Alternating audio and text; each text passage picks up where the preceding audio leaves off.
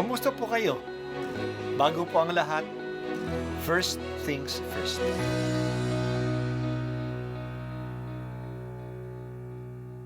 Good morning po. Sinisimulan po natin ngayon ang first things first. At dito po, tinatalakay natin sa unang bahagi ng umaga natin ay ang first readings na binabasa po sa banal na misa. Ito pong tinatalakay natin kasi madalas po kasi marami na tayong alam tungkol sa gospel readings. Pero konti po ang nagsasalita sa first readings. Pero ang first readings, bahagi din po yan ng Biblia, ng banal na kasulatan. Kaya susubaybayan po natin ang mga first readings, basahin po natin at luminsan kailangan ng basahin ng 2 o 3 beses bago maintindihan kasi hindi po tayo familiar sa mga istorya at sa mga kaisipan na tinatalakay dito. Ang pagbasa mula sa aklat ni Propeta Isaias. Sinabi ng Panginoon, narito ang tubig, mga nauuhaw. Ang mga walang salapi ay kumuha rito at bumili ng pagkain. Hali kayo at bumili ng alak at gatas. Bumili kayo, ngunit walang bayad. Bakit ginugugol ang salapi sa mga bagay na hindi nakabubusog? Bakit inuubos ang pera sa mga bagay na walang halaga? Makinig kayo sa akin at sundin ang utos ko, at matitikman ninyo ang pinakamasarap na pagkain. Pumarito kayo, kayo ay lumapit at ako'y pakinggan. Makinig sa akin nang kayo'y mabuhay. Ako'y may gagawing walang hanggang tipan, at ipalalasap sa inyo ang pagpapalang ipinangako ko kay David. Ginawa ko siyang hari at puno ng mga bansa, at sa pamamagitan niya'y ipinamalas ang aking kapangyarihan. Iyong tatawagin ang mga bansang hindi mo kilala, mga bansang di kilalay sa iyo pupunta, dahilan sa Panginoon. Banal ang Israel, ang Diyos na nagpalat sa iyo'y dumakila. Hanapin ang Panginoon, samantalang siya'y iyong makikita. Siya ay tawagin habang malapit pa. Ang mga gawain ng taong masamay dapat nang talikdan, at ang mga likoy dapat magbago na ng maling isipan. Sila'y manumbalik lumapit sa Panginoon upang kahabagan, at mula sa Diyos matatamo nila ang kapatawaran. Ang wika ng Panginoon, ang aking isipay di ninyo isipan, at magkaiba ang ating daan. Kung paanong ang langit higit na mataas sa lupa, ang isip ko'y hindi maaabot ng inyong akala.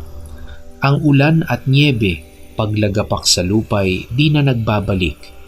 Aagos na ito sa balat ng lupa't nagiging pandilig. Kaya may pagkait butil na panghasik, ganyan din ang aking mga salita. Magaganap nito ang lahat kong nasa. Ang salita ng Diyos. Salamat sa Diyos. Ngayon ay kapistahan ng pagbibinyag sa Panginoong Hesus ni Juan Bautista. Dito nagtatapos ang Christmas season. Bukas, magsisimula na tayo ng ordinaryong panahon ng kalendaryo ng simbahan. Ang pagbibinyag ni Hesus ay hindi tulad ng ating pagbibinyag na nagtatanggal ng kasalanan. Wala namang kasalanan si Jesus. Pero kahit na wala siyang kasalanan, nakikiisa siya sa ating makasalanang kalagayan. He identified himself as a sinner, kaya nagpabinyag siya. Ang binyag sa kanya ay ang pagpapatotoo ng Espiritu Santo at ang Diyos Ama na siya nga ang talagang pinadala ng Diyos. Kaya bumaba sa kanya ang Espiritu Santo, at may boses na nanggaling sa langit na nagsabi, "Ikaw ang minamahal kong anak, lubos kitang kinalulugdan." Ang pagbibinyag ni Jesus ay ang simula din ng kanyang public life. Nagsimula na siyang mangaral at tumulong sa mga tao sa paggawa ng mga himala.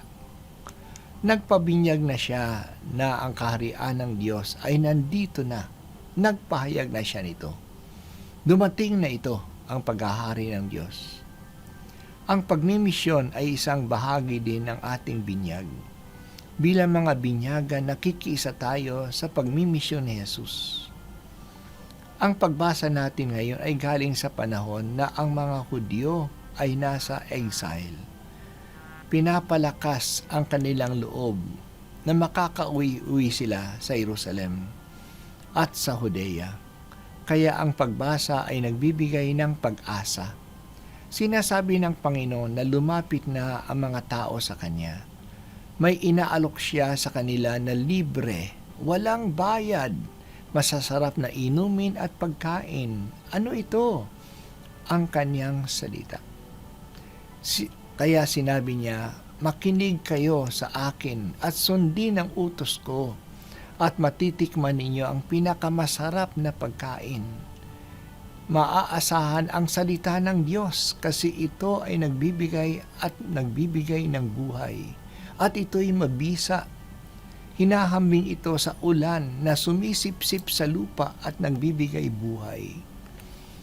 Kailangan tayong makinig sa salita ng Diyos kasi ang pag-iisip ng Diyos ay iba kaysa pag-iisip nating mga tao. Iba ang paraan ng Diyos kaysa paraan ng tao. Mas mataas ang kaalaman ng Diyos at mas mabuti ang Kanyang pamamaraan. Kaya makinig tayo sa Kanya upang maintindihan natin ang gusto Niya. Kaya hanapin ang Diyos habang Siya ay nakikita natin. Tumawag tayo sa Kanya habang malapit Siya sa atin. Kailangan magbago tayo ng kaisipan natin. Iayon natin ang ating sarili sa kagustuhan ng Diyos. Si Jesus ay dumating at nagpahayag upang malaman natin ang paraan at pag-iisip ng Diyos. Si Jesus ay ang salita ng Diyos. Siya ang salita ng Diyos na naging tao. Kaya ang mga pagkilos at salita ng Diyos ay nagpapakilala sa atin sa Diyos at sa Kanyang pamamaraan. Pagpasok ng pangkaraniwang panahon ng simbahan, mapapakinggan natin ang mga salita ni Jesus at ang mapagmamasdan natin ang Kanyang mga ginagawa. Subaybayan natin Siya. Dinadala Niya tayo mula sa ating exile dito sa mundo patungo sa kaharian sa langit na inihanda Niya para sa atin. Kaya ang panghihikayat ng propeta Isaías, nalakasan ang loob kasi makababalik na ang mga Israelita sa kanilang lupain ay para din sa atin. Makakauwi na tayo sa bayan para sa atin, ang langit.